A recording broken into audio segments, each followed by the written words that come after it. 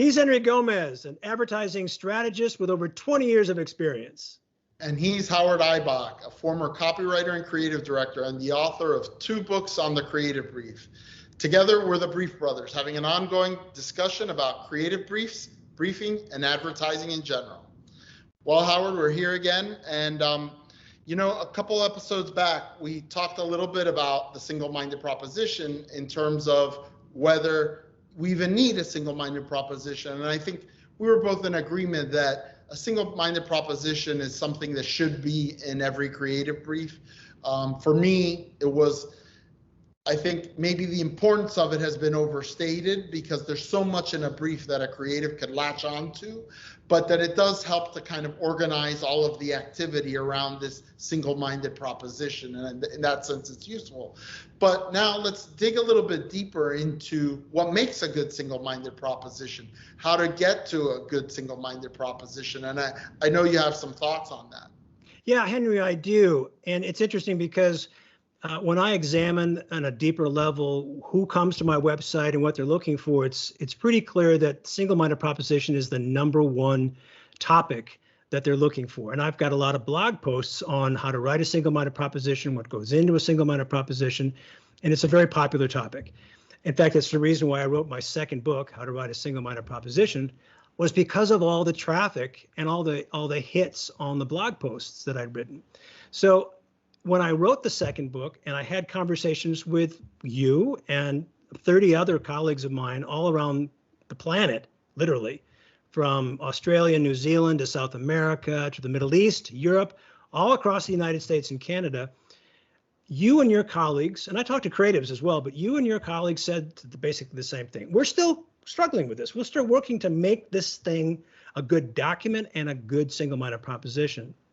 So in my conversations with my colleagues, I identified 5 key ingredients that go into writing every single-minded proposition. And they are, I've got my notes here so I don't forget, customer, who is our customer? What is our objective? What is the insight? What is the product benefit? And then what is the brand personality? Now, brand personality might not be the most prominent thing on a creative brief, but we're all familiar with the brand hierarchy or the brand archetypes, and there are about a dozen of them, brand personality archetypes. So that's a good thing to focus on. What I also realized is that all 5 of these ingredients are embedded in every creative brief. So you don't have to go looking outside the brief to find this. And then the other thing I discovered is that it's never always all 5 of these ingredients that contribute to a single-minded proposition, and it's never just one. It typically is 2 or 3 of these. And then of those 2 or 3 ingredients, one is first among equals.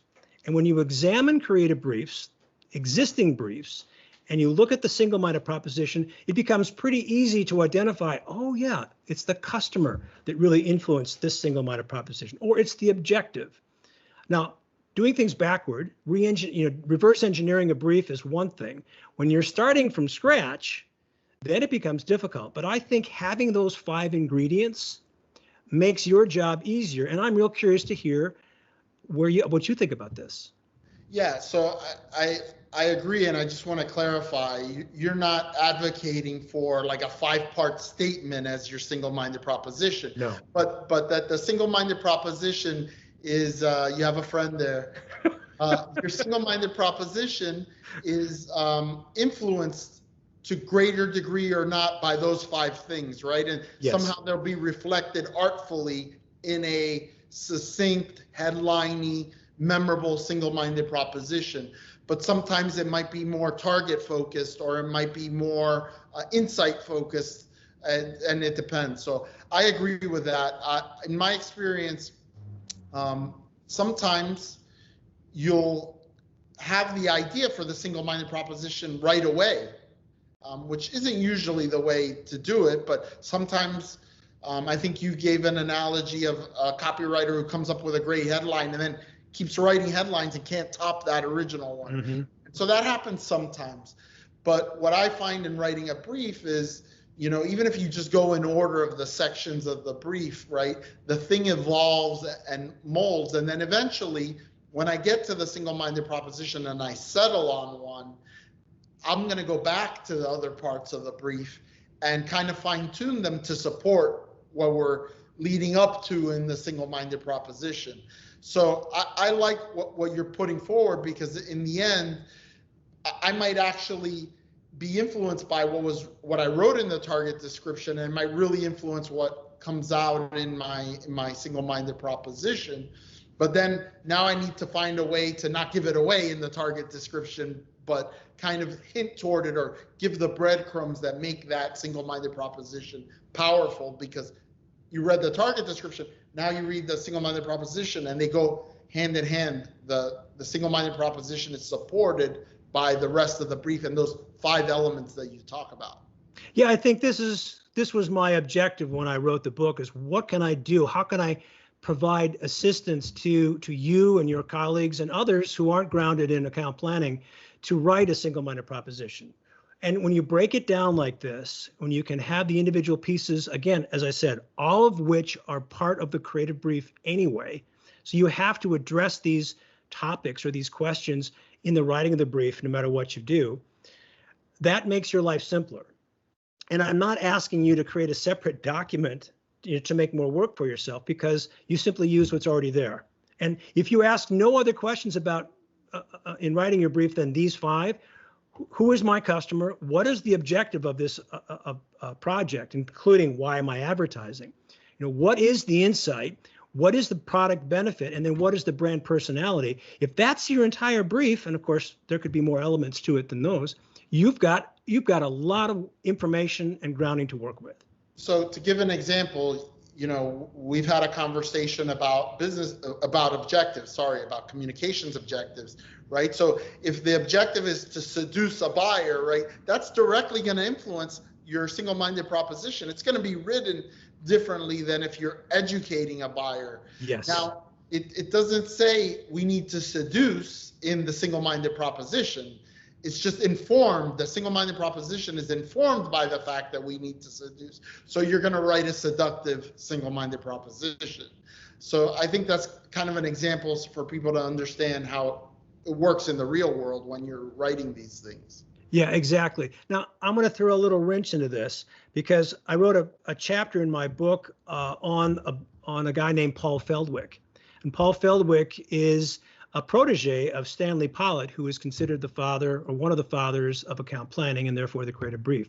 His book, The Anatomy of Humbug, he argues that not only do we not need a single-minded proposition, we don't need a creative brief. He thinks that the primary objective of advertising today is simply to entertain. Now, I highlighted his thinking because I'm an educator and I want to provide alternate points of view. But he takes an entirely different approach, and I think you and I would disagree with him, because as a creative, my background is in creative, I was looking for that hook, something to really get me into the project. And I always looked first to the single-minded proposition. I have colleagues who would look at the insight. But, I'm interested in your take as well. With all due respect to Mr. Feldwick, I would go with the advice of David Ogilvy, who said, "Give me the freedom of a tightly written creative brief." I think that you're going to, in practice, you're going to waste a lot of man hours and a lot of client time and have a lot of arguments if you don't have this fundamental document to kick off ideation. And I agree. And I always look to Sir John Haggerty, who said, I take the brief, and in his words, the brief was the proposition. I write the proposition down on a piece of paper, and I'll put a photograph or a picture of the product above or below it, and I'll stick that on the wall. And then I'll ask the question, is this a good ad? It doesn't have to be a great ad. It's just, is it a good ad? And if the answer is yes, then my job as a copywriter or an art director is to beat that. That's the starting point of a creative brief. That's a good helpful hint. It's probably be good for brief writers to do that, to pressure test their creative briefs, which is something that I strongly recommend. It's one thing to write something down on a piece of paper, but can you pressure test it? Can you come up with an ad from it? And kind of that's a rudimentary ad, right? You take the picture of the product, put it there next to the single-minded proposition, say, does this work as headline and image, right? And it's a good hint. So to recap, when you're writing a single-minded proposition, keep these 5 things in mind. Who is your customer? What is your objective? What is the insight? What is the product benefit? And what is your brand personality? And some combination of those 5, usually 2 or 3, will lead you to your single-minded proposition. There you have it. Thanks, Howard. Good stuff. Thanks, Henry.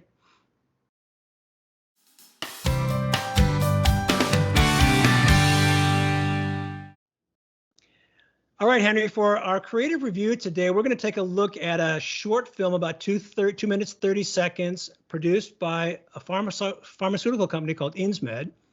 It's for a disease called NTM lung disease. Let's take a look at it right now.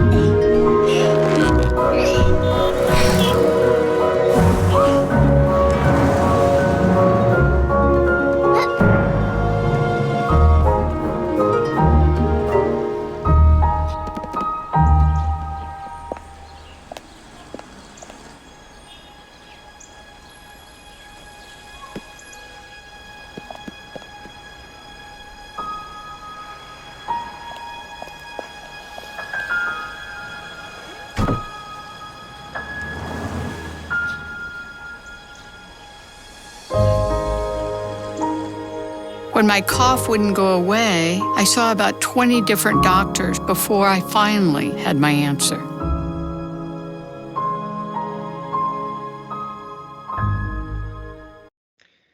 Okay, here's my take on this spot, which is more than a spot. It's a short film, and I was really impressed with this.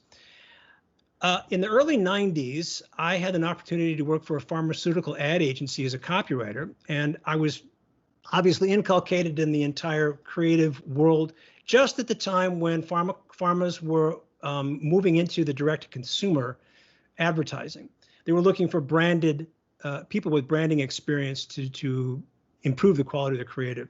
So we have come leaps and bounds in the 30 years since my first experience in working in pharma. And this, to me, is an example of that. What I love about this short film is it's not truly selling one specific drug. It's identifying a specific disease, and there isn't a single word until the very end. It's all visuals.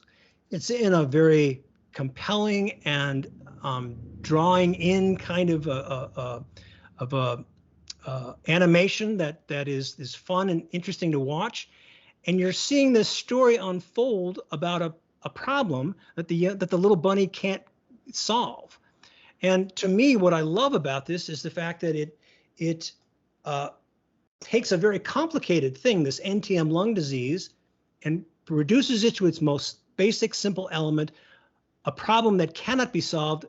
And then the voiceover at the end, sets up the solution, which is Insmed's a family of drugs for a disease that is often misdiagnosed. So that's, to me, an impressive job in 2 minutes and 30 seconds. I'm interested in your take. Yeah, I mean, it's a really interesting execution. It does draw you in. It does simplify things. I think the call to action actually at the end was to see your doctor, which is typically what these types of advertisements do. But what I find interesting about it is, if let's say that you have this non-specific cough like the bunny, and you've been to doctors, as is suggested at the end on the supers, and haven't been able to find out what it is, you're immediately going to identify with that bunny, right?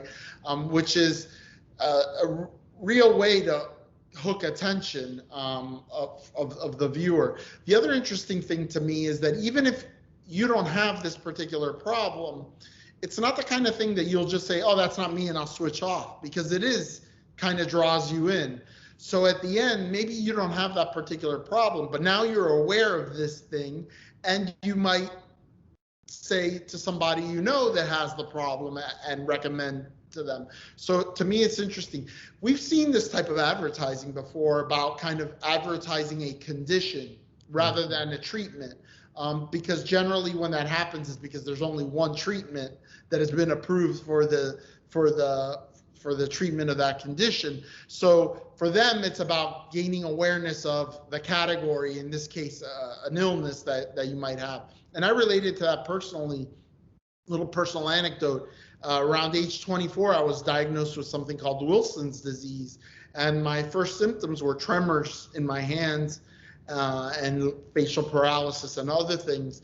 But I went from doctor to doctor looking for an answer. And if I had seen a commercial about my particular symptoms, I'm sure it would have drawn my attention and I would have followed the advice. So I think it's very, obviously the execution is amazing. The animation, the bunny, the emotions, you feel bad for the bunny. You really were rooting for the bunny in the spot. So well done.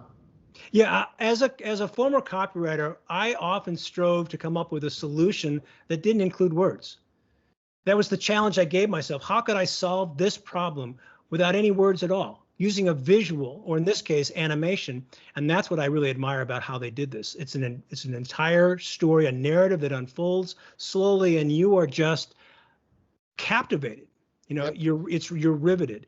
That to me is a great creative solution. So thumbs up.